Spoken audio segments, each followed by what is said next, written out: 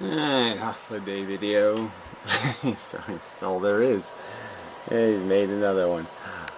So yeah, I'm not gonna play it twice. We're just gonna see how soon he starts to mischaracterize or misparaphrase the character of my simple argument, and the argument that it completely and satisfactorily describes reality, and I don't need to get into any subjective angst about the truth. Inmendham needs to bear on the direct criticism in an relevant way. What a crock of shit. I'm really losing patience with this now. Good. Losing patience with Inmendham. Yeah, fuck off. Me to spell it out. He demands that I point out the error in his reasoning, in his logic, in his observation. Yes, exactly. I do this, and it seems he has... No, you don't do it. I'm sorry. You haven't done it anywhere. You haven't pointed out a single flaw in this basic argument that this is just biological slop. Okay, it creates a component, an element that is the source of value. You haven't explained how. Again, all you've said is prove suffering sucks. Prove suffering's bad.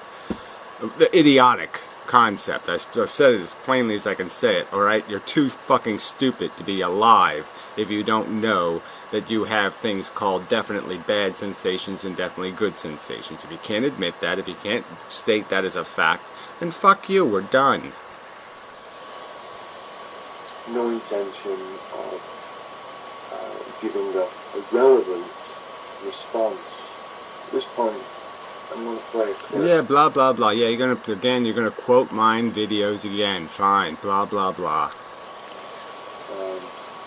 Just to talk about relevance. Before us, a certain problem before us. Relevance is the ability to consider only those factors that bear on the question, and to distinguish those other factors that may be true and may be accurate but don't bear on the question.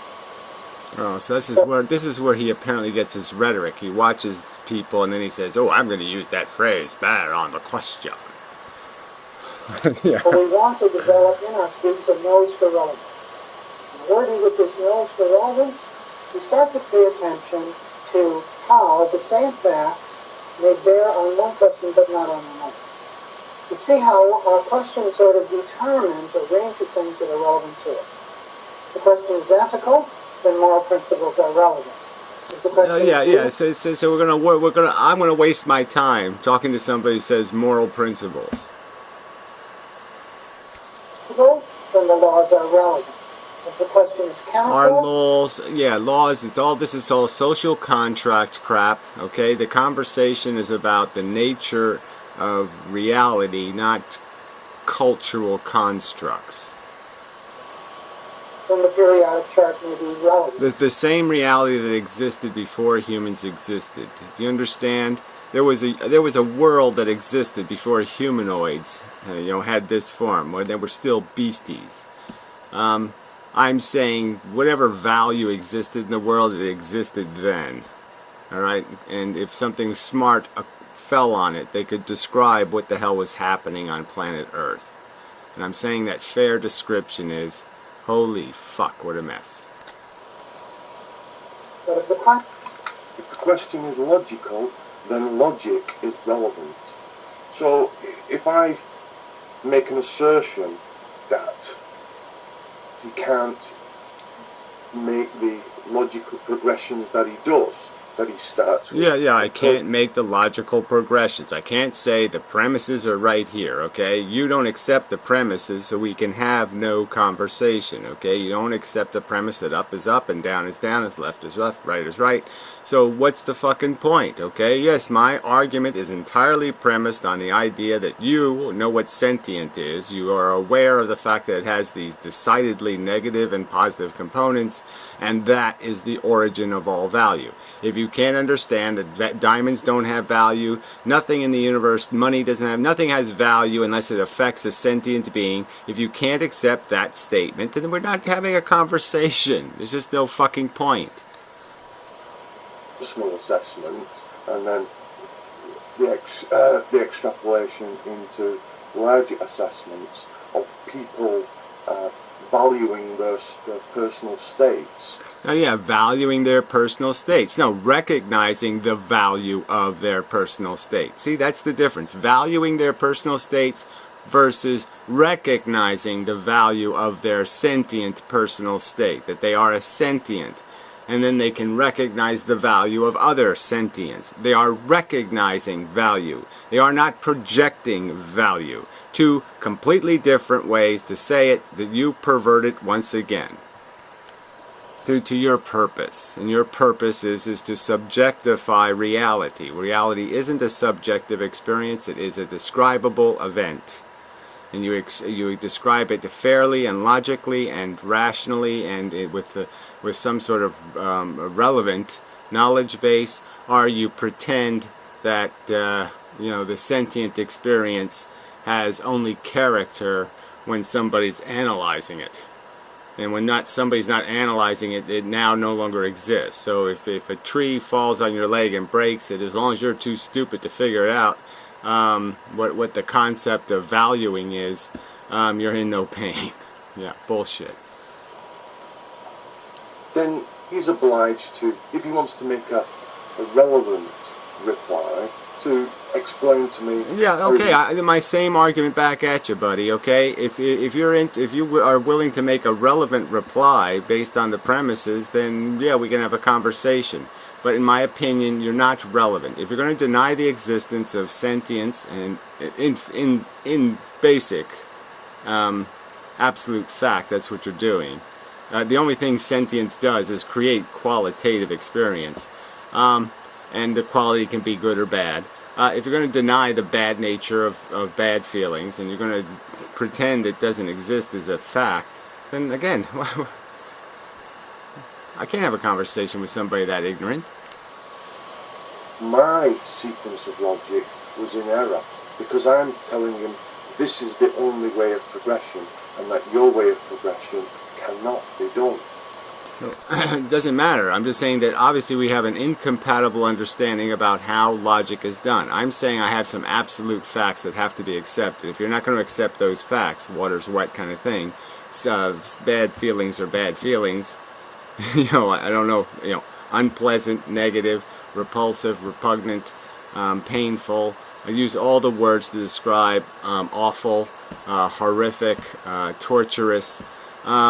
If you're not going to concede the existence of these events as those bad events, as decidedly bad, negative, of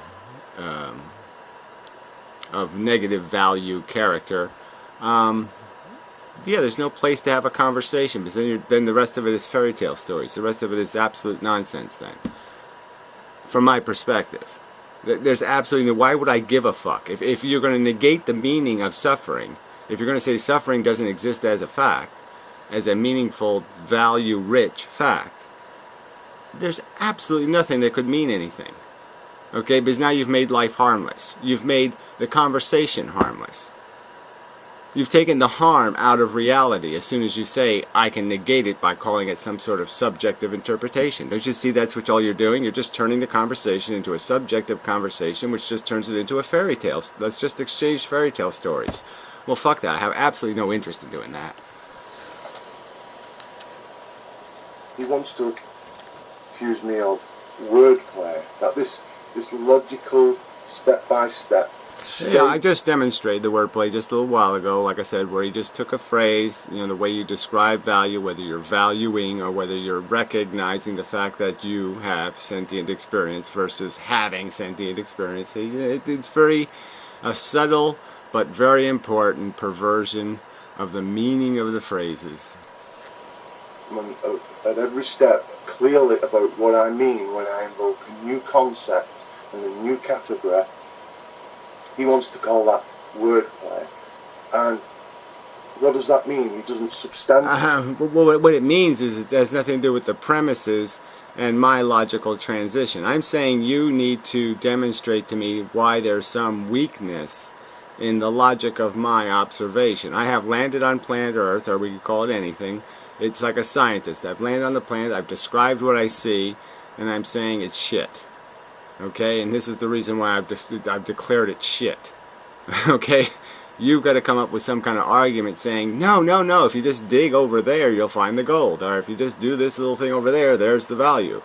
You're not doing any of that. Appreciate it and explain how that it's a fallacious mode of reasoning. He doesn't evidence it. He doesn't say when I've evidenced it all I can evidence. I'm saying that from personal experience as a sentient, I know decisively, okay, that there's absolutely no question about the value of my sentient feelings. They have value. I wouldn't think any intelligence could be an intelligence if it wouldn't recognize that I could be hurt and that hurting me would be bad.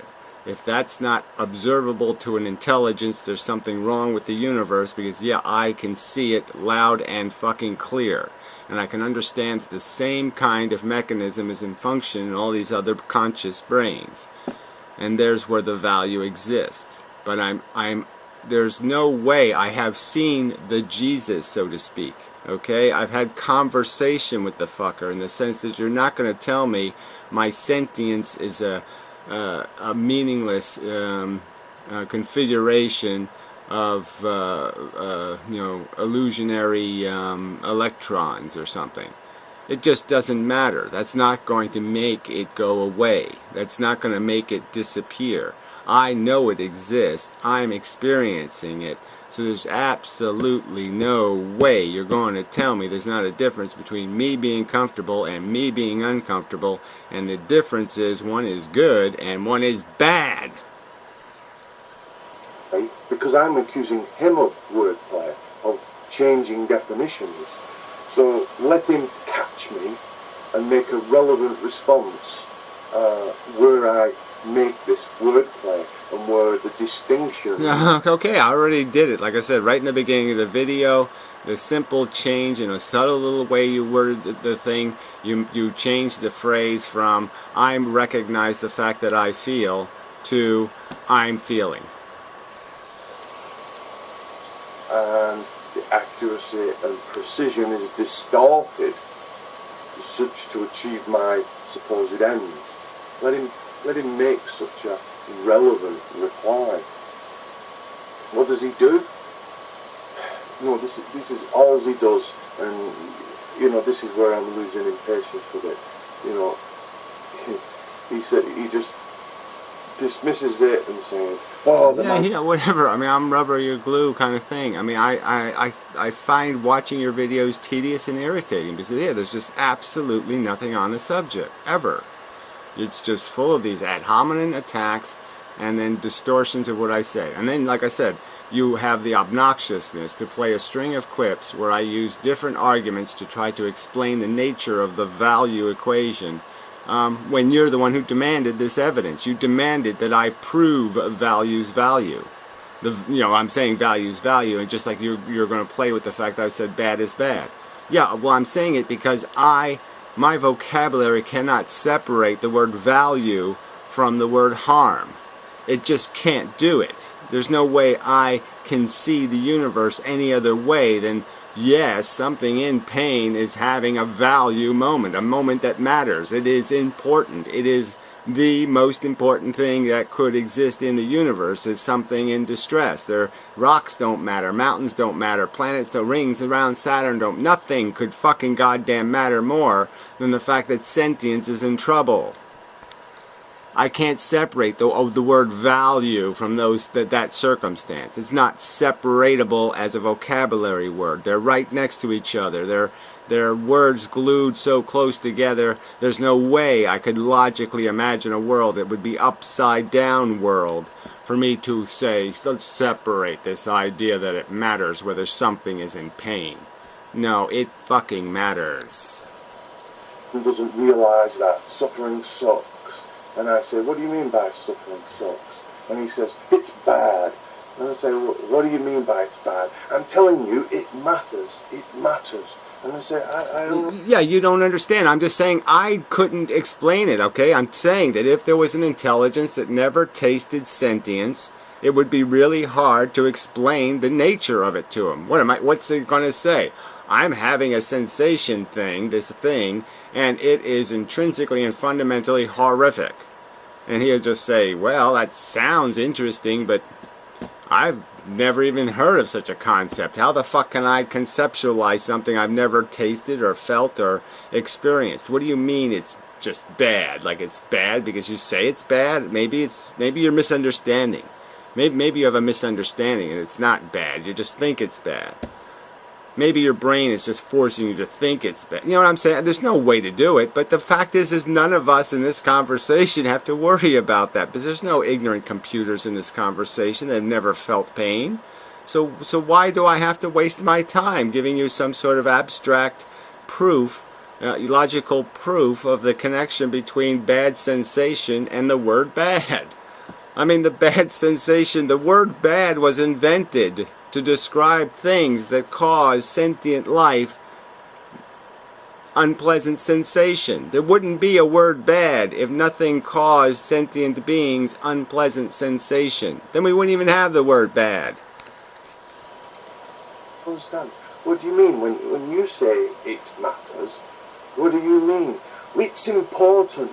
Can't you see? It's important. Well, what do you mean by important? It's negative. It's a fundamental. Okay, so this mocking demonstrates exactly the point, right? There's no point in us having a conversation. You're mocking something that there's absolutely no doubt about it for me. Okay, absolutely no doubt. I would invest everything I would cherish in my existence on this gamble, that this relationship that I'm sensing, that I'm experiencing between a sensation and the word bad is valid and rock solid. You could torture me forever if I'm wrong. It's that I'm that confident that that is a sensible association. Intrinsic negative. Can't you see it's negative? No, I don't see it's negative. Please explain in detail. Okay, I don't see it's negative. Again, so you're not accepting a fundamental premise to the argument. You're basically just telling me I can't see that the water's wet, so we can have no conversation about any kind of what happens when it rains. That we really can't. If you don't accept that water's wet, who cares whether it rains? Negative. It's just purposeless. There's a needless creation of harm, and there's no... I don't see any purpose in life. I don't understand how you invoke purpose. Well, it's to do with the value equation. It's inefficient. It's not conserving value. But we're back at value. You didn't explain value except to say it's bad. Well, of course it's bad. Don't you know bad is bad? And when you say it's bad, I don't get you. What do you mean by bad? I mean, it's pain. Okay, so let's concede. It's not that you're misunderstanding the argument. Again, you're just mocking the premises of my argument. Okay, fine. I can't go anywhere from non-premises, all right? I mean, again, you can't have a conversation about whether the world's flat if you're not going to agree on gravity or agree on the dynamics of a solar system and all this other stuff. You can't have a conversation up here if you can't accept the stuff down here that it's built on. So yeah, there's no logical way to connect our two worlds, because the foundational currency of them is not understood. If you're not going to recognize the value of a dollar, then yeah, we can't have an exchange rate. We intrinsically move away. There are states. There are welfare states. Oh, I get that, but how do you go from personal welfare states to, this intrinsic value that I must be... Right, so he's just saying, how do you go from personal desire, right? I mean, personal welfare states just means some sort of like, desiring a better state of being for an individual, instead of recognizing that the individual is in a state, okay, where their welfare is important, where they can be harmed and they can have their state improved. And again, the word recognition of a condition versus seeing through the condition. These are two entirely different ways to perceive what we're engaged in. I do not see through, okay, my experience with consciousness. I'm acknowledging its existence. I'm recognizing what it is through experience. Bothered about your welfare states. Can't you see? Look, it's just fundamentally toxic and nasty and unnecessary.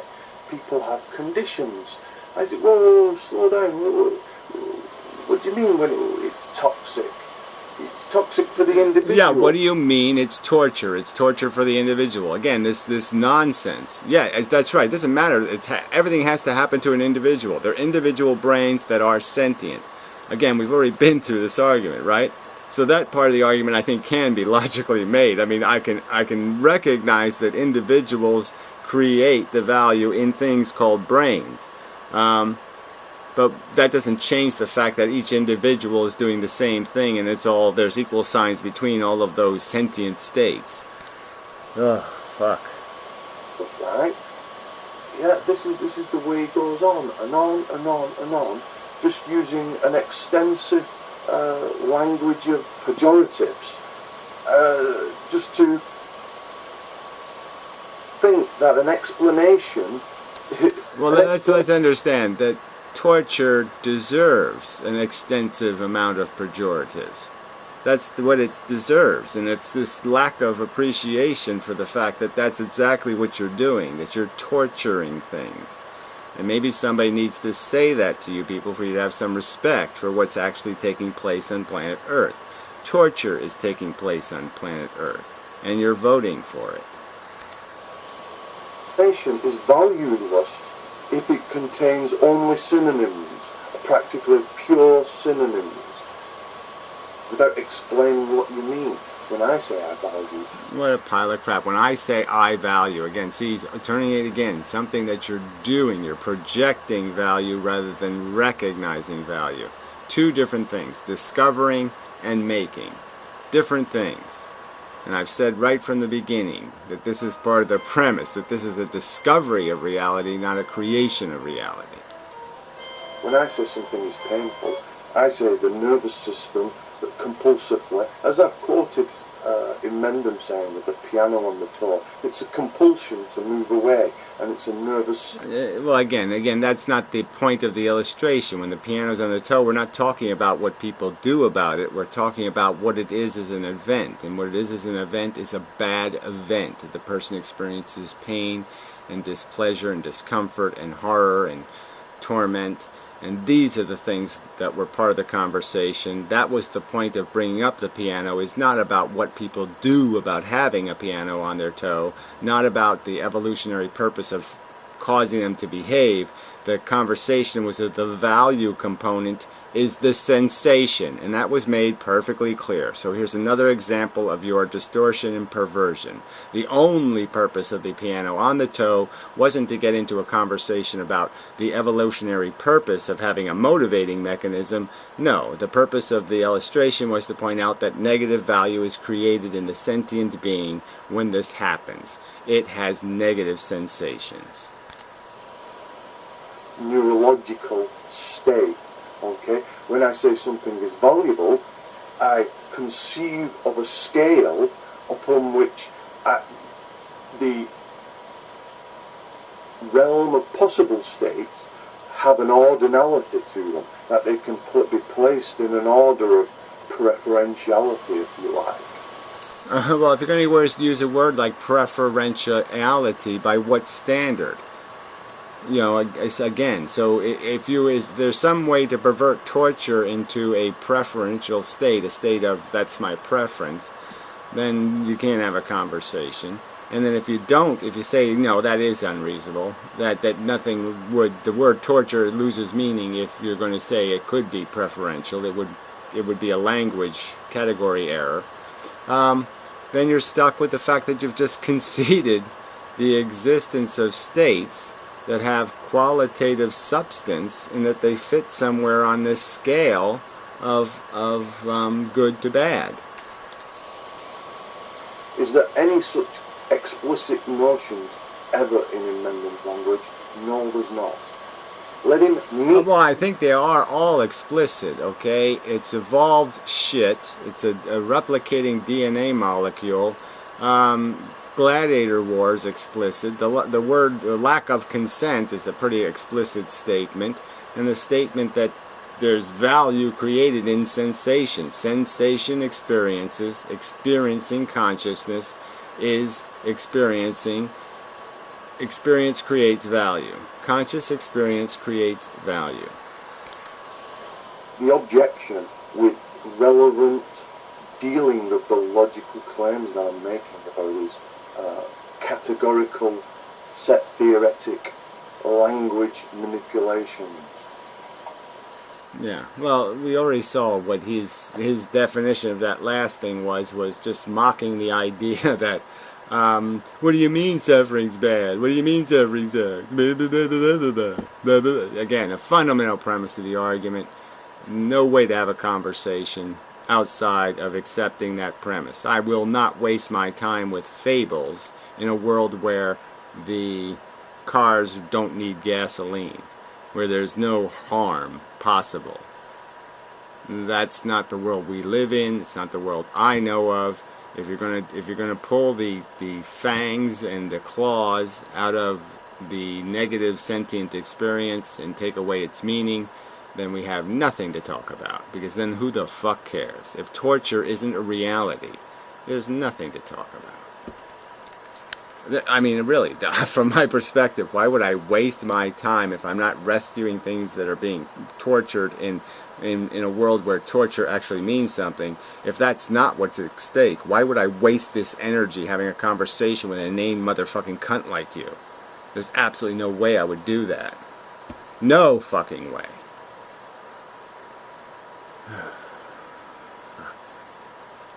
Till next time.